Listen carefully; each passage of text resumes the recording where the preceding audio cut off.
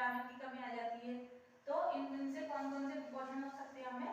इसके बाद अगला जो टॉपिक है वो है पीने योग्य पानी में गुण। देखो पीने योग्य पानी में क्या क्या गुण होना चाहिए। तो पहली चीज है उसका क्या होना चाहिए, पीएच संतुलित होना चाहिए, ठीक है। दूसरी पर्याप्त मात्रा में उसमें क्या घुली होनी चाहिए, ऑक्सीजन घुली हुई होनी चाहिए। तीसरी चीज है हानिकारक सूक्ष्म जीव नहीं होने चाहिए और पानी में अनावश्यक कंकर वनस्पतिक चीजें नहीं होना चाहिए। तो ये हमारे पीने योग्य पानी में नॉर्मली क्या होना चाहिए, इतने सारे गुण तो होने ही चाहिए। पीएच संतुलित होना चाहिए उसका, पर्याप्त मात्रा में ऑक्सीजन घुली होनी चाहिए, हानिकारक सूक्ष्म जीव नहीं होने चाहिए और पानी में अनावश्यक कंकर वनस्पतिक आदि चीजें भी नहीं होनी चाहिए, ठीक है। और इसके बाद है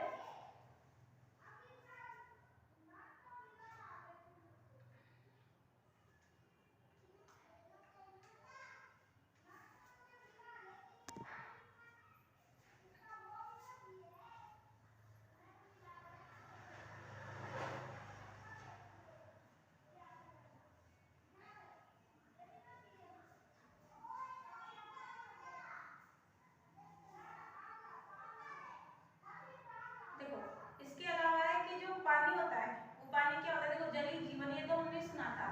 पानी एक ऐसा तत्व पदार्थ है जो कि तीनों अवस्थाओं में पाया जाता है, ठोस द्रव गैस, ठीक है। पानी शरीर के लिए क्यों आवश्यक है, कम से कम कितने गिलास पानी पीना चाहिए डेली, 8 से 10 गिलास के बीच में। जो ज्यादा प्रश्न लोग होते हैं उनको क्या करना चाहिए, 8 से 10 गिलास के बीच में डेली पानी पीना चाहिए। इसके अलावा जो शरीर में जितनी भी मेटाबॉलिज्म जो रिएक्शंस होती है, उपापचय क्रियाएं होती है, उन सबको करने में भी कौन सहायता करता है, जल। इसके अलावा जो हमारे शरीर से हानिकारक और दूषित पदार्थों को निकालने का काम भी कौन करता है, जल, ठीक है। जल के दुष्प्रभाव मतलब दूषित जल या गंदा जल पीने से क्या क्या हमें बीमारियां हो सकती है, क्या क्या इसके दुष्प्रभाव होते हैं, क्या क्या ये बॉडी पर इफेक्ट डालते हैं। तो पहला है हैजा, पैचिस जैसी बीमारियां हमें हो सकती है।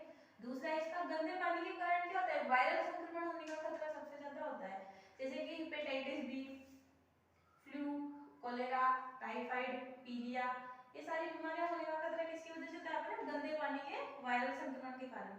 देखो राजस्थान में एक बहुत ज्यादा पाया जाने वाला रोग था एक समय में, बाला या नारू रोग। ये किसकी वजह से होता था, इसका जो रोग जनक है वो है ड्रैगनकुलस मेडिनेंसिस। ये कीड़ा या कृमि के कारण होने वाला रोग था, ठीक है। तो ये थे दूषित जल। तो इसके बाद में अगला रोग मोटापा, ओबेसिटी। देखो शरीर में जब अत्यधिक मात्रा में वसा एकत्रित हो जाता है तो ऐसी स्थिति को क्या कहते हैं, मोटापा। वसा का मतलब होता है यहाँ पे पेट। जब शरीर में बहुत अधिक मात्रा में वसा एकत्रित हो जाता है तो ऐसी स्थिति को क्या कहा जाता है, मोटापा कहा जाता है। और इसको जो पता करने का जो फॉर्मूला होता है वो होता है शरीर भार सूचकांक या बीएमआई, बॉडी मास इंडेक्स। मानव शरीर का भार डिवाइड बाय उसकी लंबाई से उसका अनुपात निकाला जाता है तो क्या आ जाता है अपने पास, बॉडी मास इंडेक्स, ठीक है। देखो मोटापा क्या होता है, कैसे बढ़ता है, तो जब भी शरीर के अंदर क्या होता है, फैट्स की मात्रा बढ़ जाती है तब क्या होता है, इंसान को मोटापा चढ़ने लग जाता है, ठीक है। और ये बहुत सारी ऐसी क्रियाओं के लिए क्या होता है, हानिकारक होता है, जैसे कि हार्ट बीट का क्या होना, कम हो जाना, अटैक आ जाना, ठीक है, शरीर का सुचारू रूप से कार्य ना करना। तो ये सारी किसकी वजह से शुरू हो जाती है बीमारियां, मोटापे की वजह से।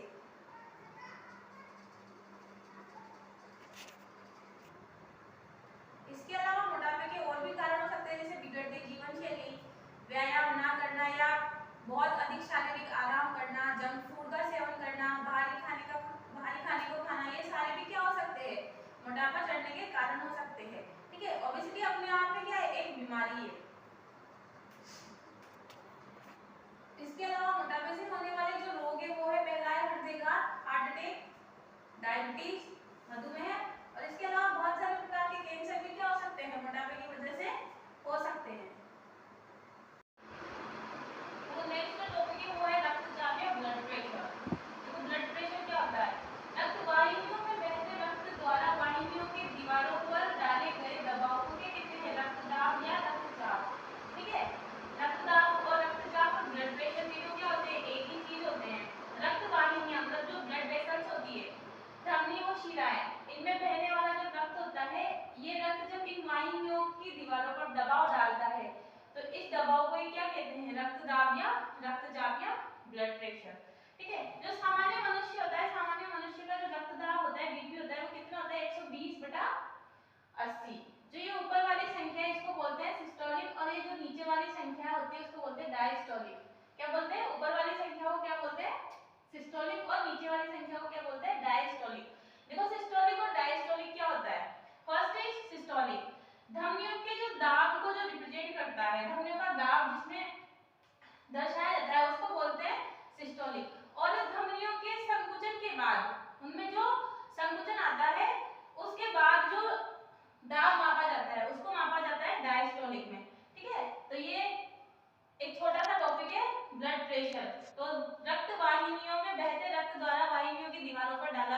क्या कहलाता है, रक्तदाब कहलाता है। मनुष्य का सामान्य रक्तदाब, कभी कभी 1 नंबर के क्वेश्चन में पूछ भी लिया जाता है ये कि मनुष्य का सामान्य रक्तदाब कितना होता है, 120/80।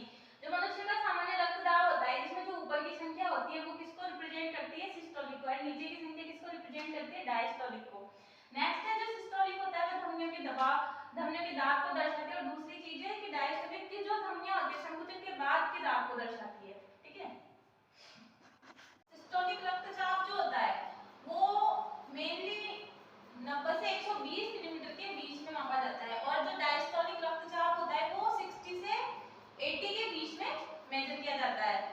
अगला क्वेश्चन यहाँ से बनता है कि जो रक्तचाप मापने, रक्तचाप यानी कि बीपी को मापने वाला जो यंत्र होता है, ब्लड प्रेशर को मापने वाला जो यंत्र होता है, उस यंत्र को क्या कहा जाता है, रक्तचाप मापी। क्या कहा जाता है, रक्तचाप मापी। और इसका दूसरा नाम है स्फाइग्नोमैनोमीटर। अगर ये नाम ध्यान ना आए बोर्ड में तो अपन को क्या लिख के आना है, सीधा सीधा रक्तचाप मापी। ठीक है, तो ये कभी कभी क्वेश्चन बन जाता है यहाँ से कि रक्तचाप मापने वाले यंत्र को या ब्लड प्रेशर मापने वाले यंत्र को क्या बोला जाता है, रक्तचाप मापी या स्फाइग्नोमैनोमीटर। ठीक है, देखो 1733 में स्टीफन हेल्स ने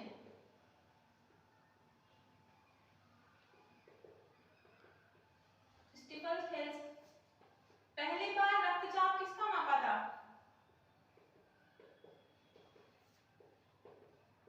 किस पर किया था, घोड़ों पर।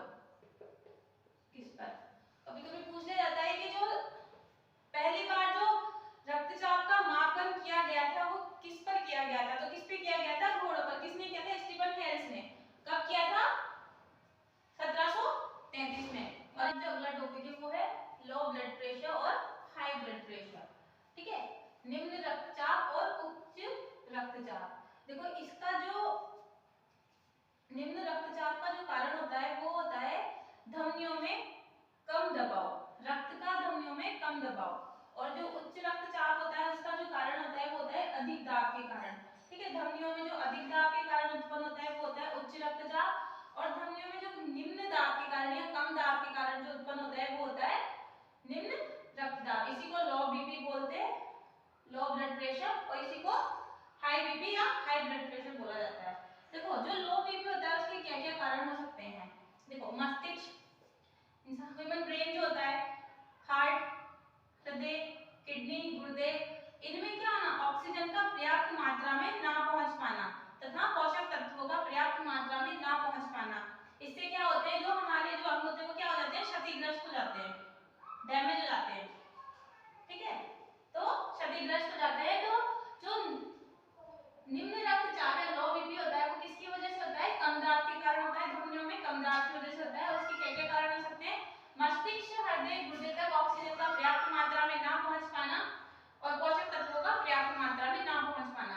नेक्स्ट जो होता है वो होता है उच्च रक्तचाप या हाई बीपी। देखो धमनियों में अधिक दाब के कारण जो होता है वो कौन सा होता है, हाई बीपी या उच्च रक्तचाप। और देखो कारण क्या क्या हो सकते हैं, बहुत अधिक मात्रा में चिंता, क्रोध, ईर्ष्या, भ्रम, आवश्यकता से अधिक भोजन कर लेना। ठीक है, मैदे से बने खाद्य पदार्थों का लगातार सेवन करना, श्रमहीन जीवन। श्रमहीन जीवन का मतलब होता है कि कोई शारीरिक क्रियाविधि ना करना और व्यायाम का जीवन में अभाव होना। तो इन सारों के कारण क्या हो सकता है, अपना हाई बीपी हो सकता है। तो उच्च रक्तचाप का निदान या उपचार किस तरह करना चाहिए, तो पहली चीज है इसमें क्या करना चाहिए, पोटेशियम युक्त भोजन करना चाहिए। दूसरी चीज है भोजन में मैग्नीशियम और कैल्शियम की मात्रा का क्या होना चाहिए, संतुलन होना चाहिए। तीसरा है रेशे युक्त भोजन करना चाहिए, फाइबर वाला फूड हमें खाने में इस्तेमाल करना चाहिए। चौथी चीज है संतृप्त वसा, सैचुरेटेड फैट का हमें क्या करना चाहिए, सेवन करना कम कर देना चाहिए। कौन सा, सैचुरेटेड फैट मतलब मांस या वनस्पति घी, इसका मतलब डालडा। ठीक है, नेक्स्ट है नियमित व्यायाम करना चाहिए। देखो एक्सरसाइज को अपनी डेली रूटीन लाइफ का हमें पार्ट करना चाहिए। कम से भी कम 30 मिनट तक हमें क्या करना चाहिए, ये सबसे अच्छा व्यायाम माना गया है कि कम से भी कम 30 मिनट तक हमें पैदल चलना चाहिए। इसके अलावा ध्यान कर सकते हैं, योग कर सकते हैं, ध्यान कर सकते हैं, प्राणायाम भी एक अच्छा ऑप्शन है। धूम्रपान व मदिरापान नहीं करना चाहिए। तो ये सारे के सारे चीजें अपन ना करके क्या कर सकते हैं, उच्च रक्तचाप या हाई ब्लड प्रेशर को कंट्रोल कर सकते हैं। देखो उसके बाद जो अगला टॉपिक है वो है नशीले पदार्थ को उनके कुप्रभाव, मतलब नशीले पदार्थों की वजह से कौन कौन से रोग होते हैं, वो क्या क्या हमारी ह्यूमन बॉडी पे गलत इफेक्ट डालते हैं। तो सबसे पहला है गुटखा। देखो आम भाषा में जो गुटखा खाते हैं वही वाला गुटखा ही है। इसके मुख्य घटक कौन कौन से हैं, मतलब गुटखा किस किस से मिलके बना होता है। तो पहला होता है देखो पत्ता, चूना, तंबाकू, सुपारी, संश्लेषित खुशबू के लिए इसमें कुछ ना कुछ डाला जाता है और धातुओं के वर्ग। तो ये सारी चीजें मिला के क्या बनता है, गुटखा। अब देखो लगातार अगर गुटखे का सेवन किया जा रहा है, लगातार गुटखे का अगर सेवन किया जा रहा है तो एक रोग होने की संभावना होती है। वो रोग होता है सबम्यूकस फाइब्रोसिस रोग। कौन सा रोग, सबम्यूकस फाइब्रोसिस रोग। और इस रोग के कारण क्या होता है, जबड़े की जो मांसपेशियां होती है वो क्या हो जाती है, कठोर हो जाती है तथा जबड़ा ठीक से नहीं खुलता। ठीक है, सबम्यूकस फाइब्रोसिस रोग के अंदर क्या होता है कि जो जबड़ा होता है वो क्या होता है, उसकी मांसपेशियां एकदम बहुत ही हार्ड हो जाती है, बहुत कठोर हो जाती है और ठीक से जबड़ा नहीं खुल पाता। और कभी-कभी क्या होता है कि इससे कैंसर होने की संभावनाएं भी बढ़ जाती है। ठीक है, तो नशीले पदार्थों में अपन का पहला जो था वो था गुटखा। इसके बाद नेक्स्ट है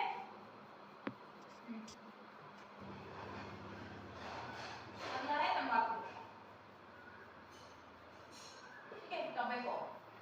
देखो सबसे पहली चीज तो क्वेश्चन यही से बन जाता है कि जो तंबाकू होता है वो कौन से कुल का पादप है या कौन से कुल का प्लांट है। तो इसका जो कुल का नाम है वो है सोलानेसी कुल। देखो अलग-अलग प्लांट अलग-अलग कुल के होते हैं। तो इसी में जो अपन सबसे पहले चीज पढ़ते हैं वो होते हैं कि तंबाकू जो होता है वो किस कुल से रिलेटेड होता है, किस कुल का ये प्लांट है। तो सोलानेसी कुल का ये प्लांट है। इसका वैज्ञानिक नाम होता है निकोटियाना टोबैकम। क्या नाम होता है इसका, निकोटियाना टोबैकम। देखो जो ज्यादातर लोग होते हैं इसका किस किस रूप में प्रयोग करते हैं। तो कुछ लोग इसको गुटखे या चूने के साथ मिला के खाते हैं, कुछ लोग इसको बिगड़ी, सिगरेट, चिलम आदि के साथ पीते हैं और कुछ लोग इसका पाउडर बना के या तो सूंघते हैं या मंजन के रूप में भी इसका इस्तेमाल करते हैं। ठीक है, या तंबाकू को ज्यादा मात्रा में अपन निरंतर अगर ले रहे हैं तो उससे मुंह का कैंसर, जीभ का कैंसर, गले का कैंसर आदि होने की संभावनाएं क्या होती है, बहुत अधिक मात्रा में बढ़ जाती है। दूसरी चीज है कि तंबाकू के अंदर जो निकोटिन पाया जाता है वो निकोटिन क्या करता है कि जो धमनियां होती है उन धमनियों को क्या कर देता है, धमनियों की दीवारों को क्या कर देता है, मोटा कर देता है। और जो हार्ट बीट जो होती है, हृदय स्पंदन दर जो होती है उसको भी क्या कर देता है, बढ़ा देता है। तीसरा जो होता है कि जो गर्भवती महिलाएं अगर तंबाकू का सेवन करती है तो उनकी जो भ्रूण विकास की गति है वो क्या हो जाती है, बिल्कुल धीमी हो जाती है। तीसरी चीज है कि सिगरेट के अंदर जो धुआं होता है उस धुएं के अंदर देखो सिगरेट के अंदर क्या होता है, लोग तंबाकू डाल के पीते हैं तो वो जो तंबाकू होता है वो हमारे फेफड़ों को क्या करता है, नुकसान पहुंचाता है। इसी कारण भारत सरकार ने कानून बनाकर सार्वजनिक स्थानों पर क्या कर रखा है, धूम्रपान को निषेध कर रखा है, धूम्रपान को बंद कर रखा है। क्योंकि विश्व के अंदर लगभग 60 लाख लोग हर साल इस धूम्रपान की वजह से मरते हैं। ठीक है, ये प्रत्यक्ष रूप से भी मरते हैं, अप्रत्यक्ष रूप से भी मरते हैं। प्रत्यक्ष रूप से 50 लाख लोग मरते हैं और अप्रत्यक्ष रूप से 10 लाख लोग मरते हैं। देखो प्रत्यक्ष और अप्रत्यक्ष रूप से मरने का मतलब है कि जो डायरेक्टली इसका सेवन करते हैं वो प्रत्यक्ष रूप से मरते हैं और जो इनके कांटेक्ट में रहते हैं, जैसे एक घर में कोई बीड़ी, तंबाकू, सिगरेट इनका सेवन कर रहा है तो उससे निकलने वाला धुआं आसपास के लोगों को क्या करता है, इफेक्ट करता है। तो कम से कम 10 लाख लोग इसकी चपेट में आते हैं हर साल। तो अगर आपको ये वीडियो अच्छा लगा हो तो लाइक कीजिए, सब्सक्राइब कीजिए और ज्यादा से ज्यादा शेयर कीजिए।